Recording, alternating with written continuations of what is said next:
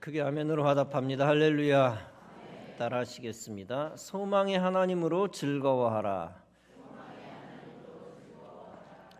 소망의 하나님으로 즐거워하라 라는 제목으로 말씀 전합니다. 어떤 경영자가 굉장한 시련을 겪었습니다. 그는 다시는 행복해질 수 없을 것 같았습니다.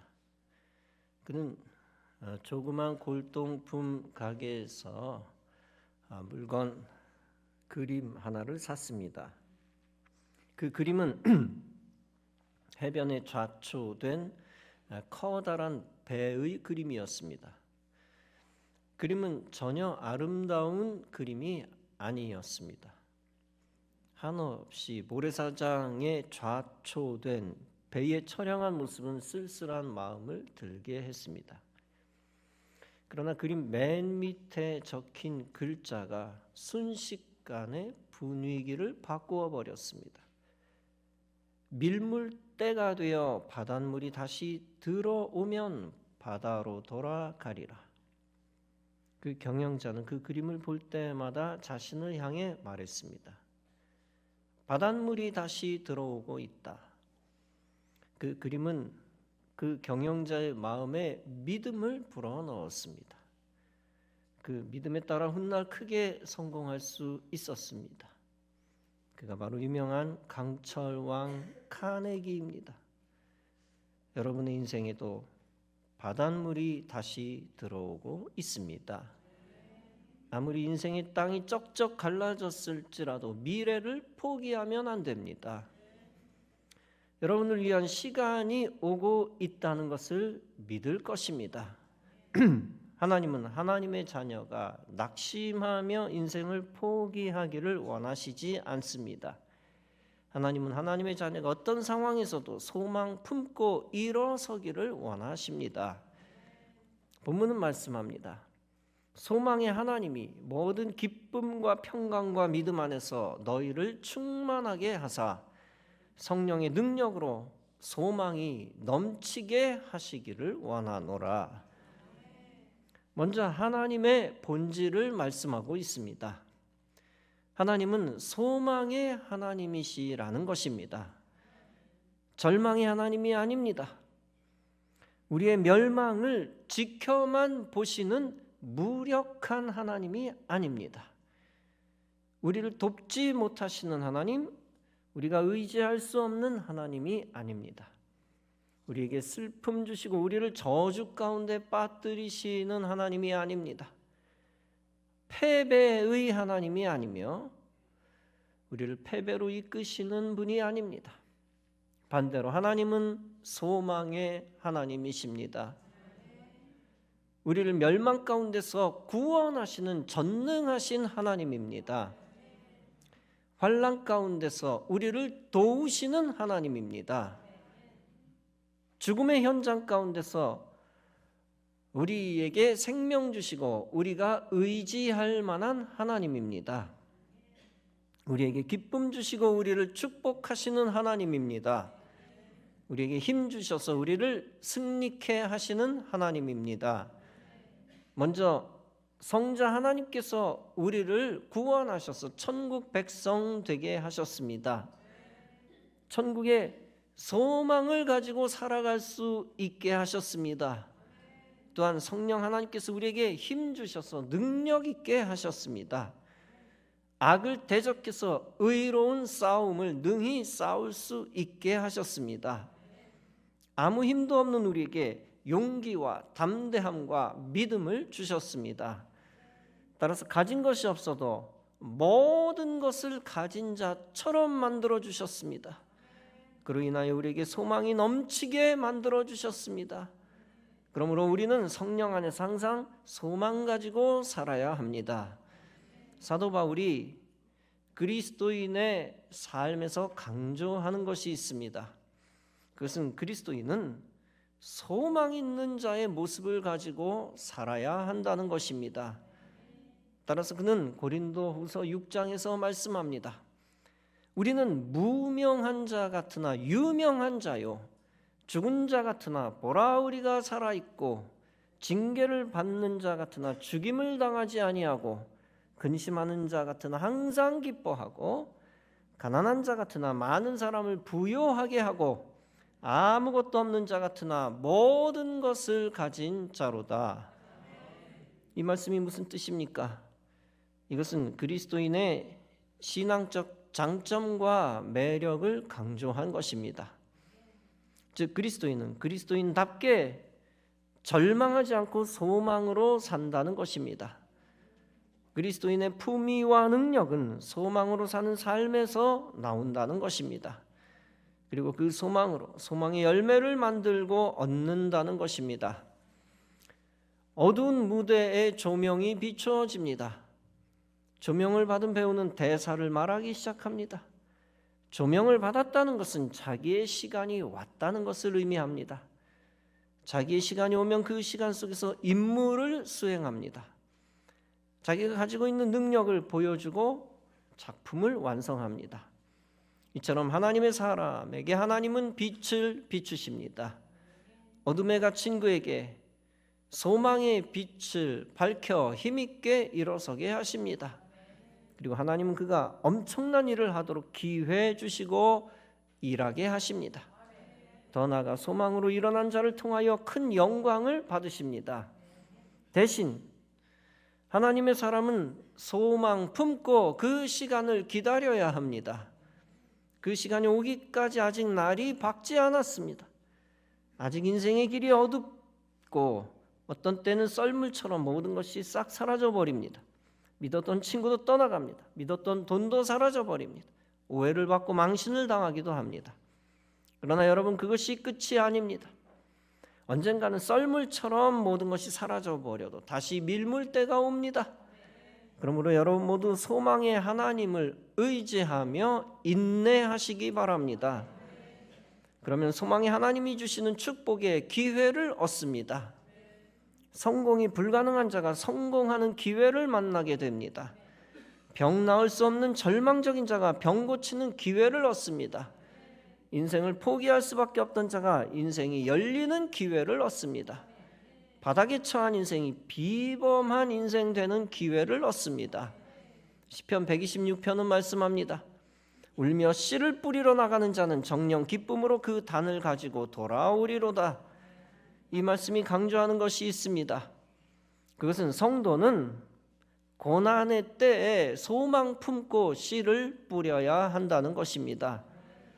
씨 뿌리는 것이 헛되지 않고 열매 만든다는 것을 믿어야 한다는 것입니다.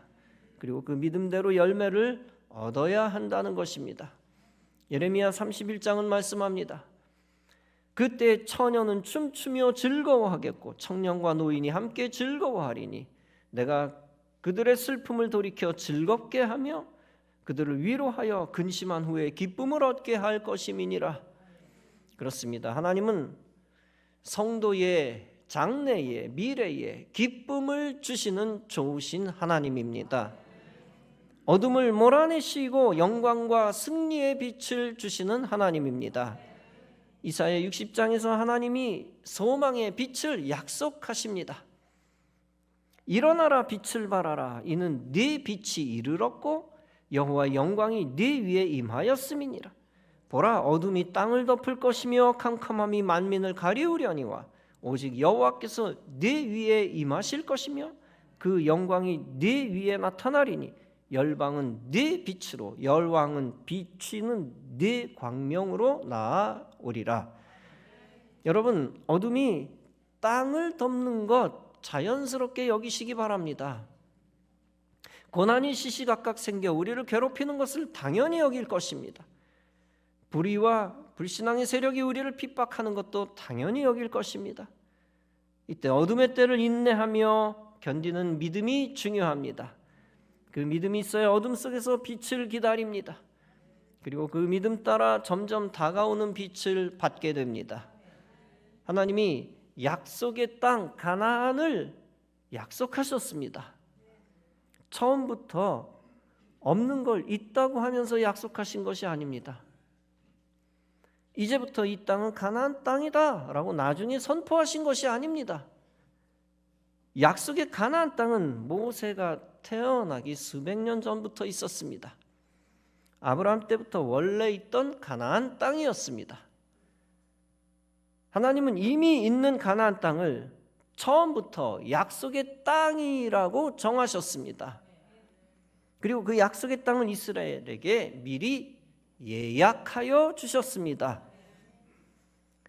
그 하나님이 약속한 땅을 모세에게 다시 약속하며 상기시켜 주셨습니다. 모세가 40세가 되었을 때 모세는 세상 권세를 잃어버렸습니다. 그럼에도 불구하고 약속의 땅은 없어지지 않았습니다. 모세가 80세가 되었을 때도 약속의 땅은 없어지지 않았습니다. 그 약속의 땅을 이스라엘에게 주시기 위해 하나님이 무엇을 하셨습니까? 80세 된 모세를 이스라엘의 지도자로 부르셨습니다. 모세를 통하여 애굽의 노예로 있던 백성을 해방시키셨습니다. 그리고 모세를 광야로 이끄시고 가나안 땅까지 이끄셨습니다. 이제 모세가 120세가 되니 백성들은 가나안 땅 턱 밑까지 왔습니다. 여전히 이스라엘에게 예약된 약속의 땅은 그곳에 있었습니다. 모세는 거기서 사명을 다하고 운명했습니다. 1세대 지도자가 없어졌어도 하나님의 약속은 취소되지 않았습니다. 모세가 죽었으니 이 약속 없었던 걸로 하자라고 하지 않으셨습니다. 하나님의 약속은 2세대 지도자 여호수아에게 이어졌습니다. 여호수아는 갈렙과 함께 가나안 땅을 정복해 나갔습니다. 결국 여호수아는 2세대 이스라엘 백성과 함께 가나안 땅을 얻었습니다. 다시 과거로 돌아가 봅시다. 애굽의 노예로 있던 이스라엘 백성들에게 소망이 있었을까요? 노예의 신분으로부터 벗어나 애굽을 탈출할 수 있는 희망이 있었을까요?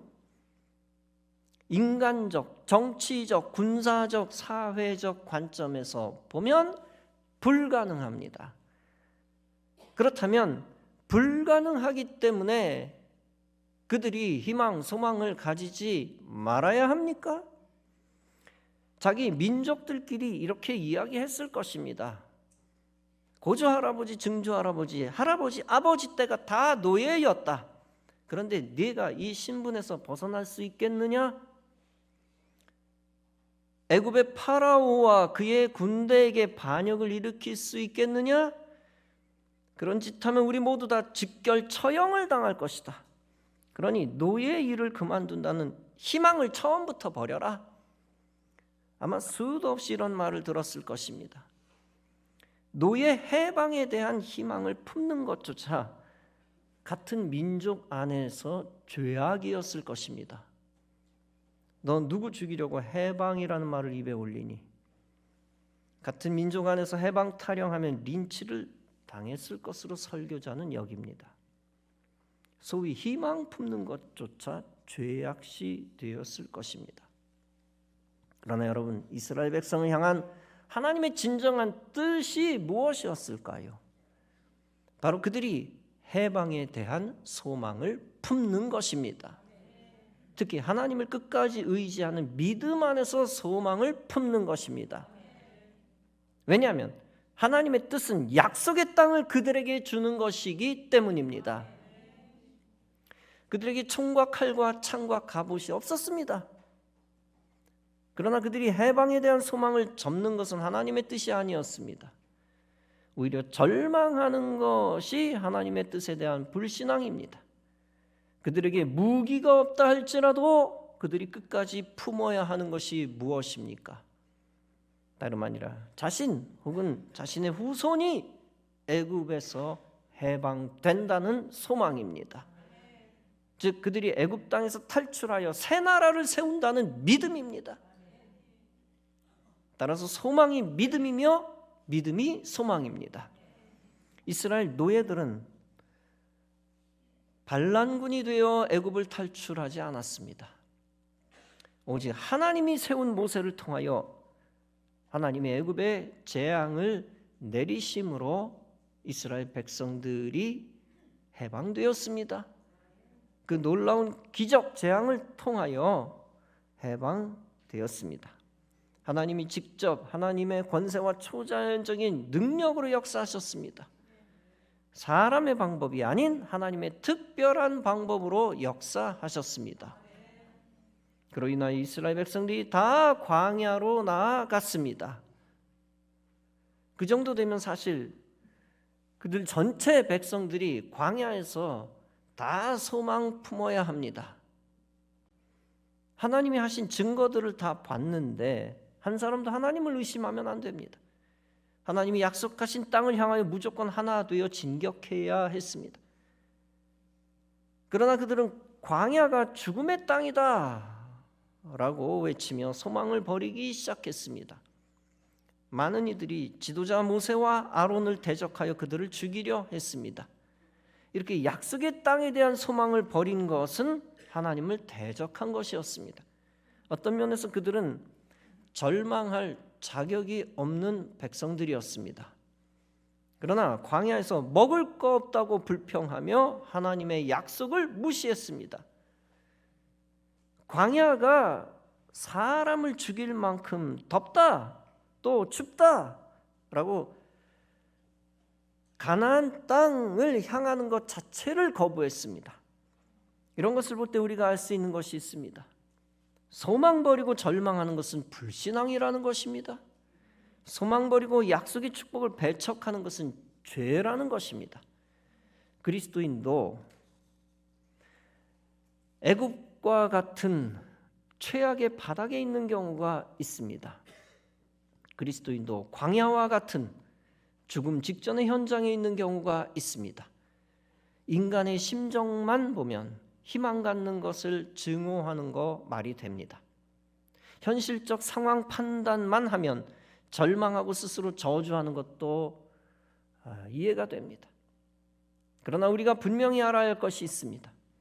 상황 논리에 따라 소망과 믿음 버리는 것은 마귀의 뜻이라는 겁니다. 결코 하나님의 뜻이 아니라는 겁니다. 인간의 생각이나 감정에 충실하여 절망하고 저주하는 것은 죄라는 것입니다. 인생길에서 악한 상황을 뛰어넘을 수 없을 것 같은 느낌이 많습니다. 그럼에도 끝까지 하나님 바라보며 소망 품는 것이 하나님의 뜻입니다.